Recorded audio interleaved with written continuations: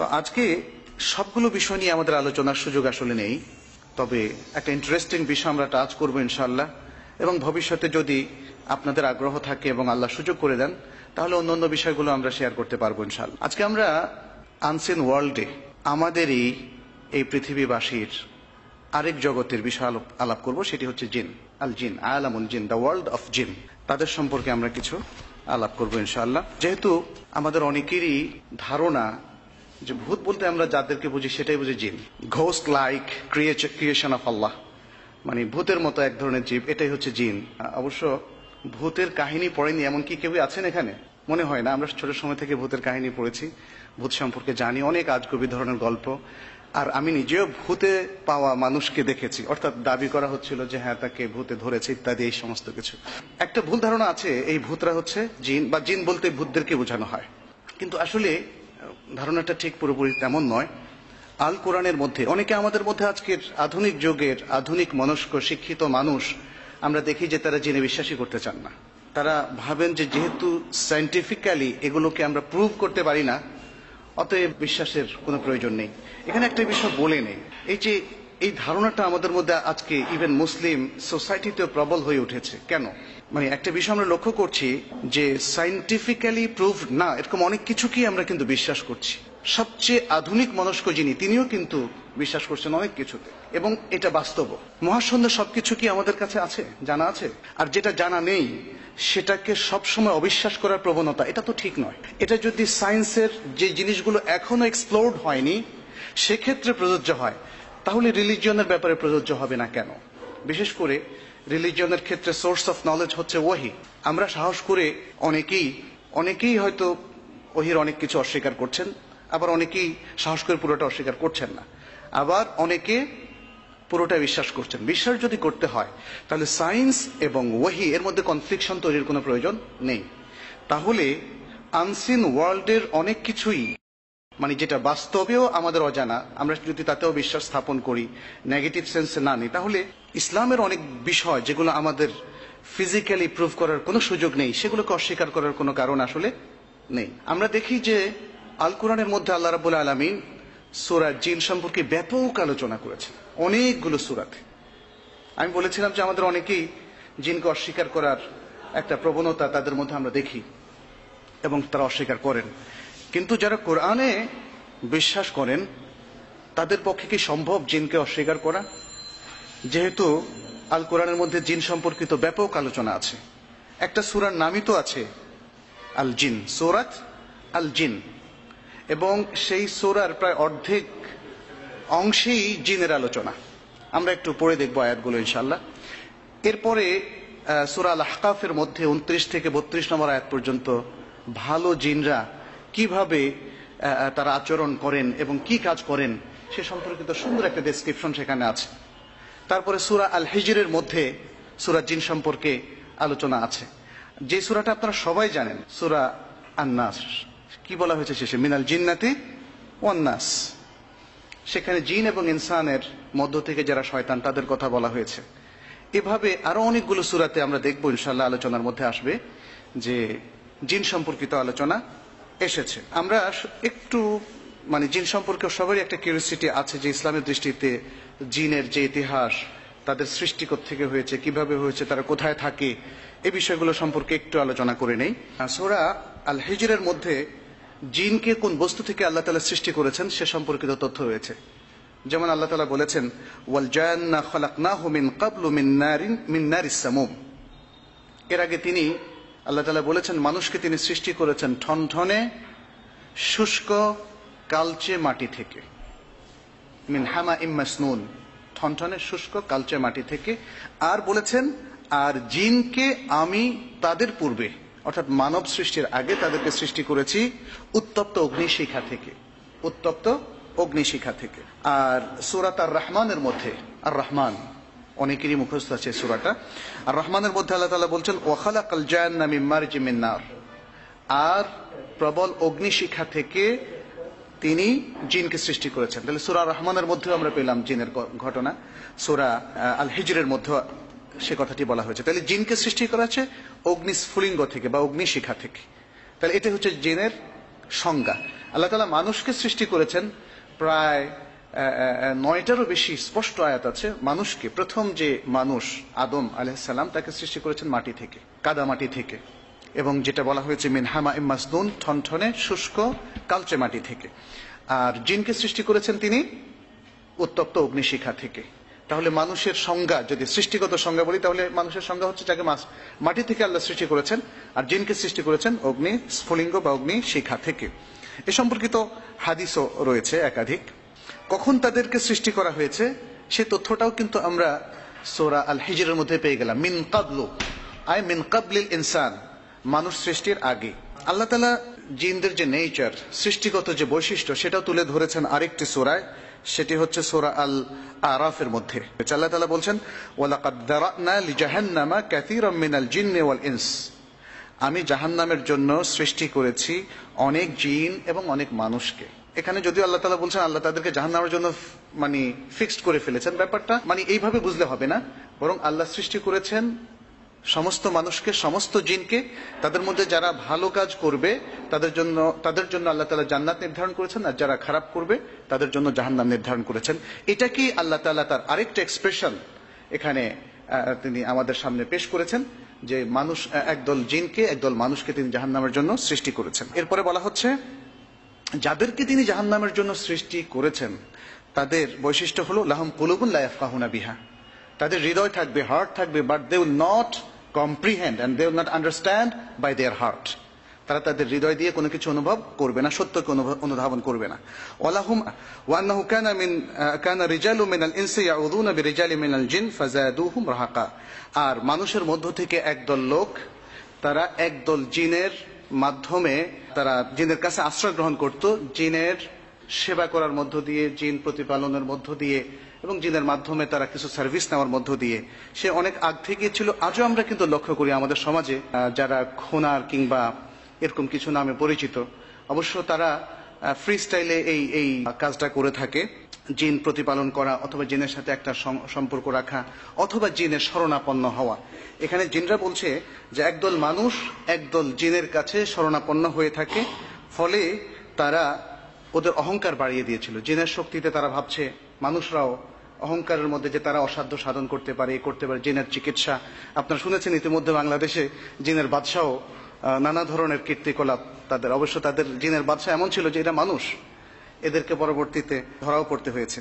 তো এইভাবে এই সূরার মধ্যে প্রায় আধাআধি পর্যন্ত জিন সম্পর্কে স্পষ্ট ব্যাপক আলোচনা রয়েছে, এবং এর মধ্যে আমাদের এই সূরার মধ্যে যে লেসনগুলো আছে জিনদের মধ্যে, জিন থেকে আমাদের শেখার কিছু বিষয় আছে। আমি ইনশাআল্লাহ আলোচনা শেষ দিকে সেদিকে আলোকপাত করার চেষ্টা করব ইনশাআল্লাহ। জিনরা কোথায় থাকে?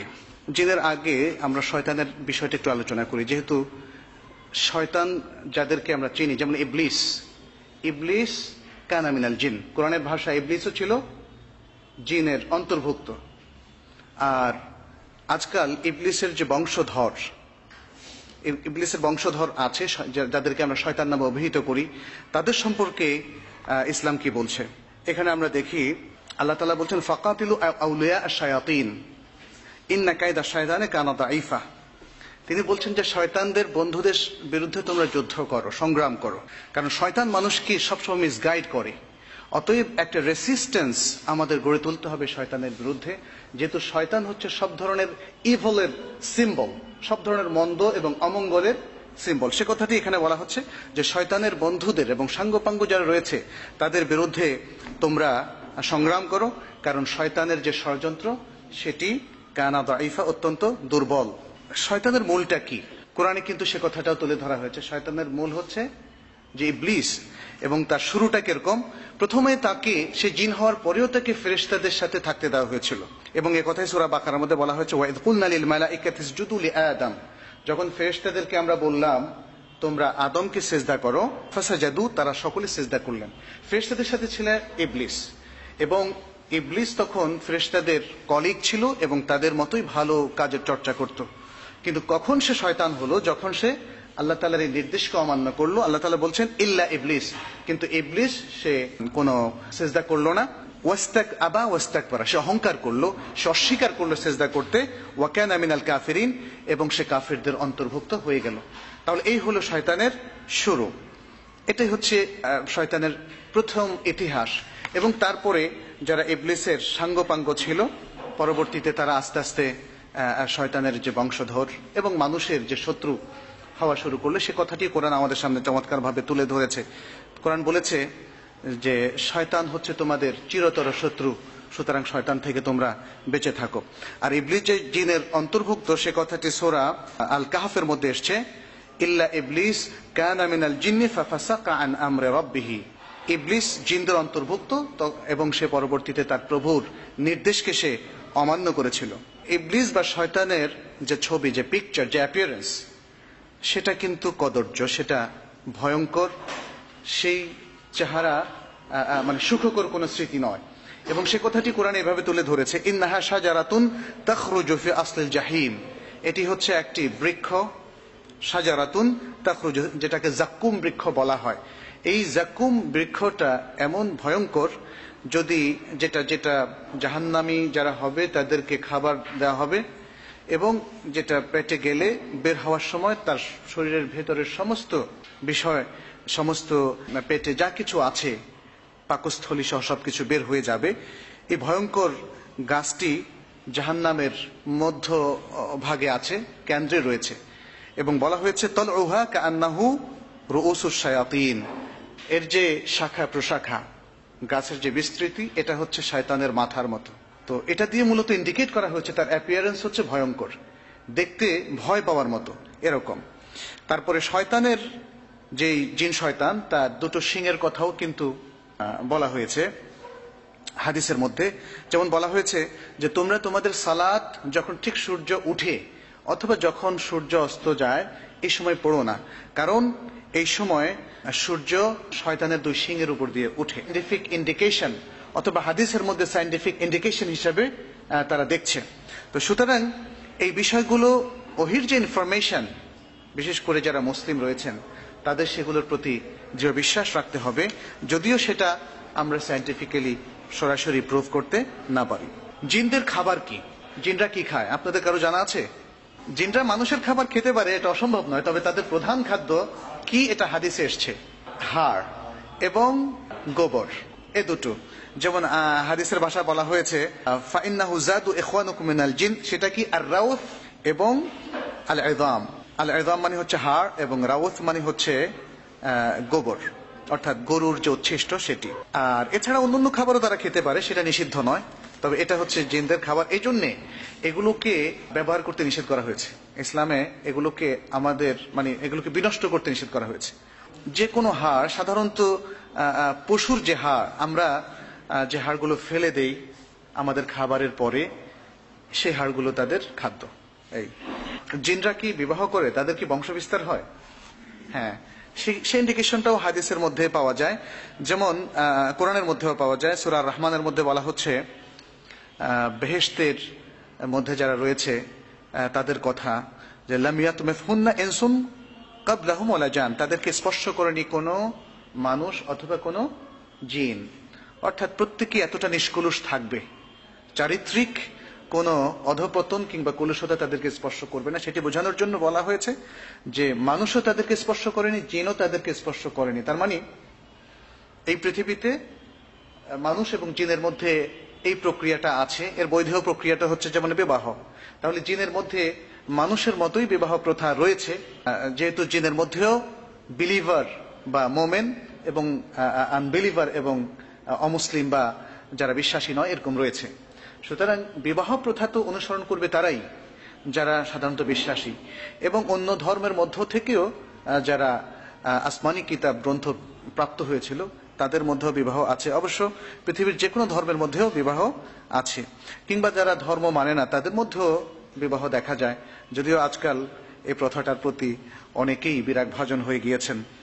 কিন্তু ইসলামের বিধান হচ্ছে বিবাহ প্রথাটাই হচ্ছে বংশ প্রক্রিয়া বৃদ্ধির বা দাম্পত্য সম্পর্ক স্থাপনের একমাত্র বৈধ পদ্ধতি। সেটা জিনের মধ্যে আছে এবং এভাবে জিন তাদের বংশ বৃদ্ধি করে থাকে। সে কথাটি সূরা আল কাহফের মধ্যে এসেছে, আফাতাত্তাখিযুনাহু ওয়া যুররিয়াতাহু আউলিয়া মিন দুনি ওয়া হুম লাকুম আদু। শয়তানের কথা বলা হচ্ছে যে আমাকে ছেড়ে, আল্লাহ বলছেন আমাকে ছেড়ে তোমরা কি শয়তানের সাঙ্গপাঙ্গদেরকে এবং তার বংশধরদেরকে বন্ধু হিসাবে গ্রহণ করবে, অথচ তারা তোমাদের জন্য শত্রু। এখানে স্পষ্টভাবে বোঝা যাচ্ছে যে জিনরাও তাদের বংশবৃদ্ধি করে, তাদের মধ্যে বিবাহ প্রথা আছে। এই নিয়ে আরো অনেকগুলো বিষয় আছে, যেমন তারা কি খায়, তারা আদৌ খায় কিনা, এখানে নানা ধরনের গবেষণা আছে। কারো কারো মত যে না, তারা কিছু খায় না, কিন্তু আমরা স্পষ্ট হাদিস থেকে জানলাম যে না, তাদেরও খাদ্য আছে। আরেকটি বিষয়, এই ধরনের গল্পগুলো আমরাও শুনেছিলাম যে গ্রামে সাধারণত এই জিনিসগুলো ঘটতে দেখা যায়, যে বিশেষ করে মেয়েদেরকে যখন কোনো জিনে ধরে তখন বলা হয় যে জিনে তাকে নিয়ে গিয়েছে এবং বিয়ে করেছে। এরকম একটা মাসালাও আছে যে মানুষ এবং জিনের মধ্যে আসলে কি বিবাহ হতে পারে কিনা। এই বিষয়টা দেখা গিয়েছে যে ওলামাদের মধ্যে অনেকেই বা স্কলারদের মধ্যে অনেকে উল্লেখ করেছেন। এটা অসম্ভব নয়, যেটা আমরা বলবো সেটা অসম্ভব নয়, তবে এটা অস্বাভাবিক ঘটনা। এটা যদি ঘটে অস্বাভাবিক ঘটনা, যেহেতু আমরা বলেছি জিন সত্য, জিন আল্লাহর একটা সৃষ্টি। কোরআনে এবং হাদিসের মধ্যে এত ব্যাপকভাবে জিনের কথা এসছে যে এটাকে মুসলিম মাত্র কেউই এটাকে অবিশ্বাস করার কোনো সুযোগ নেই।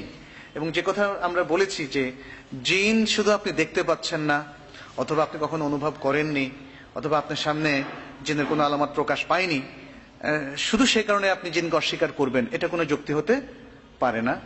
বরং যেহেতু জিনের অস্তিত্বের এভিডেন্সটা আমাদের কাছে আছে ওহির মধ্যে, অতএব সেটাকে বিশ্বাস করতে হবে। এখন জিন এবং মানুষের মধ্যে বিবাহ হয় কিনা এই প্রসঙ্গে কথা হচ্ছে যে এটা হতে পারে, হতে পারে, অসম্ভব নয়। তবে এর মধ্য দিয়ে বংশবৃদ্ধি হওয়ার কোনো ঘটনার নজির আমাদের কাছে নেই। এই জিনদের কত বছর তারা বাঁচে এবং তাদেরকে মৃত্যু হয় কিনা, আমরা দেখি যে জিনদের একটা দীর্ঘ বয়স আছে, তারা সেটা পেয়ে থাকে।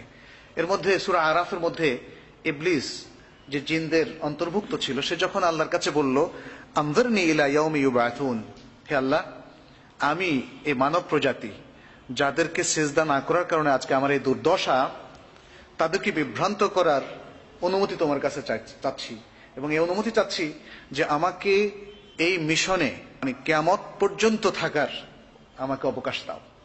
তখন আল্লাহ তাআলা বললেন ক্বালা ইন্নাকা মিনাল মুনযারিন, যাও, তোমাকে অবকাশ দেয়া হলো। তাতে বোঝা গেল যে দীর্ঘ সময় তারা বয়স পাচ্ছে। এবং এটা শুধু ইবলিসের ক্ষেত্রেই নয়, বরং অন্যান্য জিনের ক্ষেত্রেও এটা হতে পারে, অন্যান্য জিনের ক্ষেত্রে হতে পারে। জিন কোথায় থাকে? জিন সাধারণত খুব ময়লা পরিত্যক্ত জায়গা বা মনুষ্য বসবাসের অযোগ্য যে সমস্ত স্থান সেগুলোতে থাকে।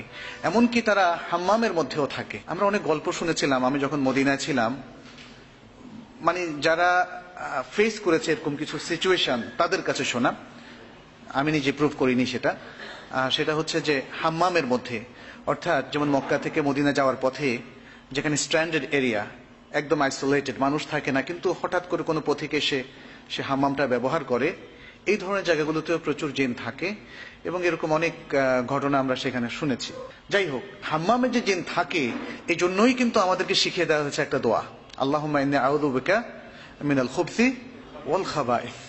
এটা কিন্তু জিন সম্পর্কে বলা হচ্ছে, শয়তান জিন এই নিকৃষ্ট জায়গাগুলোতে থাকে সাধারণত শয়তান জিন, আর ভালো জিনেরা থাকে ভালো জায়গাতে, মসজিদে, হারামে, কিংবা অন্যান্য ভালো ভালো বড় বড় মসজিদে ইত্যাদি ভালো জায়গাগুলোতে, যেখানে সাধুরা থাকেন, ভালো লোকেরা থাকেন।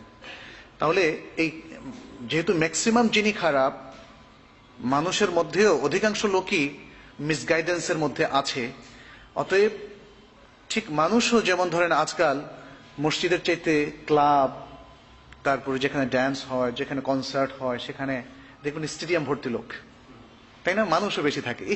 জিনদের মধ্যেও তাই, তারা ময়লা জায়গাতে বেশি থাকে, কারণ তারা ম্যাক্সিমামই হচ্ছে মিসগাইডেড, ম্যাক্সিমাম জিন ম্যাক্সিমাম মানুষের মতোই। এই জন্য যে যেমন ধরেন নতুন কোনো জায়গাতে যারা যাবেন তাদের জন্য কিন্তু সুন্দর দোয়া শিখিয়ে দেওয়া হয়েছে, রব্বে আনজিলনি মুনজালাম মুবারাকা ওয়া আনতা খায়রুল মুনজিলিন, হে আল্লাহ, একটা বরকতময় জায়গায় তুমি আমাকে নামাও, অবতরণ করাও, আর তুমি তো সবচেয়ে ভালো অবতরণকারী, মানে অবতরণ করাও সেই সত্তা। তো সুতরাং এই যে দোয়াগুলো আমাদেরকে শিখে দেওয়া হয়েছে, এবং কোনো হাম্মামে বা টয়লেটে যাওয়ার আগে দোয়াগুলো শিখে দেওয়া হচ্ছে, যাতে করে জিনের যে কোনো অমঙ্গল থেকে আমরা বেঁচে থাকতে পারি। জিন আমাদের কি কি ক্ষতি করতে পারে, অথবা আরো নানা ধরনের ব্ল্যাক ম্যাজিকের সাথে তাদের রিলেশন কি, আমরা একটা স্লাইড শোতে আপনাদেরকে সেটা দেখাবো ইনশাআল্লাহ, এবং তার থেকে কিভাবে পরিত্রাণ পাবো সেটাও আমরা জানার চেষ্টা করবো ইনশাআল্লাহ। জিনদের সুনির্দিষ্ট কিছু পশু আছে আমাদের, যেমন উট আছে, ঘোড়া আছে, যাদের উপর আমরা আগে চড়তাম, এখন তো অবশ্য টয়োটা মার্সিডিস এগুলোতে আমরা চড়ি। তাদের কিছু যানও আছে, আর তারা এই যান ছাড়াও চলাফেরা করতে পারে, যেটা আমরা একটা আগে বলেছি, তাদের মধ্যে কেউ কেউ উঠতে পারে ইত্যাদি। ফলে অল্প সময়ের মধ্যেই তারা বহুদূর পথ অতিক্রম করতে পারে। জিনদের আরো বৈশিষ্ট্য আছে, তারা অন্য প্রাণীর চেহারা ধারণ করতে পারে, এই শক্তি তাদেরকে দেয়া হয়েছে। এই জন্য জিনদের মধ্যে কেউ কেউ সাপ কিংবা অন্য যে কোনো প্রাণীর ছবি ধরে আসতে পারে, এবং সাপের কথাই শোনা যায় যে আমাদের মুসলিম ফ্যামিলিগুলোর মধ্যে অনেক সময় জিনের আক্রমণ ঘটে এভাবে, যেটা তারা সাপের সুরাতে আসে। জিনদের শক্তি কতটুকু, জিনদের শক্তি কতটুকু সেটা আমরা কোরআন থেকেও কিছু ধারণা নিতে পারি। যেমন জিনরা চোখের পলকে, তাদের মধ্যে সবাই না, মানুষ যেমন সবাই দৌড়তে পারে না সমান, তাই না? সবাই তো আর 100 মিটার সমান বেগে অতিক্রম করতে পারে না। ঠিক তেমনি কুস্তিতেও সবাই জিততে পারে না, খেলাতেও সবাই ফার্স্ট হতে পারে না ইত্যাদি। মানুষের মধ্যে যেমন সবকিছু তারতম্য আছে, জিনের মধ্যে সে তারতম্য আছে, তাদের সামর্থ্যের মধ্যে তারতম্য আছে। কিন্তু তাদের মধ্যে কেউ কেউ চোখের পলকে পৃথিবীর এক প্রান্ত থেকে আরেক প্রান্তে যেতে পারে। যেমন সূরা আন-নামলের মধ্যে আছে, ইফরিতুম মিনাল জিন, জিনদের একজন ইফরিত, সে বলল আনা আতিকা বিহি ক্বাবলা আন তাকুমা মিন মাকামিক। সুলাইমান আলাইহিস সালামকে বলছিল যে আপনি আপনার এই যে আসনটা, এখান থেকে দাঁড়ানোর আগেই আমি বিলকিসের সেই সিংহাসন এখানে নিয়ে আসতে পারবো। তাহলে কতটা দ্রুত বেগ তার ছিল সেটা বোঝা যায়। ওয়া ইন্নী আলাইহি লাকাউইয়ুন আমিন, আর নিশ্চয়ই আমি এই বিষয়ে অত্যন্ত সামর্থ্যবান এবং শক্তিশালী এবং বিশ্বস্ত। আল্লাযী ইনদাহু ইলমুম মিনাল কিতাবি আনা আতিকা বিহি ক্বাবলা আন ইয়ারতাদ্দা ইলাইকা তারাফুক। এখন আরেকজন দাঁড়িয়ে গিয়েছে, সে বলছে আমার স্পিড আরো বেশি, আমার স্পিড আরো বেশি। তার কাছে কিতাবের কিছু জ্ঞান ছিল। আসলে জ্ঞান মানুষকে শারীরিক শক্তির বাইরেও কিছু শক্তি দেয়, টেকনিক। তার কাছে নিশ্চয়ই টেকনিক ছিল, কিতাবের জ্ঞান মানে এখানে টেকনিক ছিল। সে বলল যে এর চাইতেও দ্রুত আমি আপনার কাছে নিয়ে আসতে পারবো। আপনি এই যে চোখ যে একবার বন্ধ করে খুলবেন, তার আগে আমি তাকে নিয়ে আসতে পারবো, তার আগে আমি তাকে নিয়ে আসতে পারবো। এটা কি এখন বিশ্বাস করতে কষ্ট হয়? কারণ একটা সময় তো এই যে আমরা এত দ্রুত এখন চলে যাচ্ছি এক দেশ থেকে আরেক দেশে, অথবা রকেট, অথবা আমাদের যে আকাশ যানগুলো যত দ্রুতগামী হয়েছে, এখন মনে হয় এটা আর কঠিন না। আমি একটা সায়েন্স ফিকশন পড়েছিলাম অনেক আগে, কিশোর বয়সে। সেখানে পড়েছিলাম যে মানুষ বিভিন্ন গ্রহে বসবাস করতে থাকবে। তখন ভাইয়ের হবে এক গ্রহে বসবাস, বোনের হবে আরেক জায়গায়, তারা কয়েক সেকেন্ডে এক গ্রহ থেকে আরেক গ্রহে যাবে ইত্যাদি। মানে যান তখন এত দ্রুতগামী হবে, এবং সেখানে আলো কিংবা শব্দের বেগের সাথে চিন্তা করে তারা হয়তো ওই দ্রুতগামী বের করবে। যাই হোক, সেটা অসম্ভব নয়, আমরা বলছি না যে সেটা অসম্ভব, এটা সম্ভব হতেও পারে যেভাবে বিজ্ঞান এগিয়ে যাচ্ছে। কিন্তু মানে এই যে এগিয়ে যাওয়াটা, এটা কিন্তু ইসলামের সাথে কন্ট্রাডিক্টরি নয়, এই জিনিসটা ভাবতে হবে। অনেক সময় আমরা অনেকে ভাবি ইসলামের অনেক কিছুর সাথে কন্ট্রাডিক্টরি। এই যে এখানেও যেটা হয়তো সে 1400 বছর আগে মানুষ ভাবতো, আরে এটা কি সম্ভব নাকি, চোখের পলকের আগে সে কোথায় কোন দেশ থেকে আবার নিয়ে আসবে। এখানে আমরা বুঝতে পারলাম যে জিনের গতি অনেক বেশি, সব জিন নয়, এবং এক জিনের গতি আরেক জিনের চাইতেও বেশি হতে পারে যখন তারা টেকনিক প্রয়োগ করবে, তাদের কাছে জ্ঞান থাকবে। দ্বিতীয়ত হচ্ছে, জিন আকাশের খবর অনেক বেশি রাখে আমাদের চাইতে। কেন? কারণ আকাশে আল্লাহ তাআলা ফেরেশতাদের সাথে অনেক সময় কিছু জিনিস মত বিনিময় করেন, অর্থাৎ তাদেরকে কিছু ইনস্ট্রাকশন দেন। ফেরেশতারা তো আল্লাহর ইনস্ট্রাকশনে চলে, নাকি নিজে নিজে চলে? আল্লাহর ইনস্ট্রাকশনে চলে। ফলে সেই ইনস্ট্রাকশনগুলো জিনরা গিয়ে শোনার চেষ্টা করে, যাতে শুনতে না পারে। এই জন্য কোরআনের ভাষায় তাদেরকে উল্কাপিণ্ড দিয়ে তাদেরকে আঘাত করা হয়, এবং তারা ভয়ে তখন সরে আসে, আধা আধি শুনে, অল্প শুনে। এটা এসে যখন তারা মানুষের কাছে, তাদের সাঙ্গপাঙ্গদের কাছে, বিশেষ করে এটা কারা করে? এটা ভালো জেনেরা করে না, এটা খারাপ জেনেরা করে। আড়ি পেতে শোনা এটা কোনো ভদ্রলোকের কাজ নয়। সুতরাং জিনেরও একই অবস্থা। তো তারা যখন এটা এসে শুনে, তখন পৃথিবীর শয়তানদের কাছে তারা সেই মেসেজগুলো পৌঁছিয়ে দেয়। পৃথিবীতে দেখবেন যে যারা ভবিষ্যৎবাণী করে, অনেক জ্যোতিষীরা অথবা যারা জিনদেরকে পালে, জিনদের সাথে যাদের রিলেশন আছে, তারা এই আধা আধি খবরগুলো দিয়ে মানুষকে কনফিউজ করে। আর মানুষ তো এরকম যে 100টার মধ্যে একটা ঠিক হলেও তার বিশ্বাস জন্মে যায় যে না, তার মধ্যে কিছু মানে শক্তি আছে, ফলে তাকে হিপটোনাইজড করা খুব সহজ হয়। তো এই জিনিসটা আমরা এখানে কোরআনের আয়াতের মধ্যে দেখি। যেমন সূরা আল জিনের মধ্যে আল্লাহ তাআলা বলছেন জিনদের ভাষায়, জিনরা নিজেদের কথা বলছে, ওয়ান্না লামাসনা সামা, আমরা আসমানে গিয়ে আড়ি পাততাম, ফাওয়াজাদনাহা, আমরা সেখানে গিয়ে পেলাম মুলিআত হারাসান শাদীদা, আসমানের মধ্যে একটা প্রবল প্রহরার ব্যবস্থা করা হয়েছে। অর্থাৎ এটা মানে এটা এই প্রহরাটা ভেদ করে যাওয়াটা খুব টাফ। পুরো আসমানটাকে আল্লাহ তাআলা একটা নিশ্চিদ্র একটা প্রহরার ব্যবস্থা করেছেন। ওয়ান্না কুন্না নাকউদু মিনহা মাকআদা লিস-সামা, আর আমরা সেখানে কোন কোন জায়গায় বসতাম শোনার জন্য যে আল্লাহ তাআলা ফেরেশতাদেরকে কি ইনস্ট্রাকশন দিচ্ছেন, তো সেটাকে বন্ধ করা যায় কিনা কোনো মতে, বা কোনো সাবোটেজ করা যায় কিনা, অথবা কোনো ক্ষতি করা যায় কিনা ইত্যাদি। ফামাই ইয়াস্তামিউল আন ইয়াজিদ লাহু শিহাবাদ রাসাদা, যে এখন শুনে অথবা যারা শুনে তাদেরকে আল্লাহ তাআলা উল্কা পিণ্ড দিয়ে আঘাত করেন যাতে তারা শুনতে না পারে।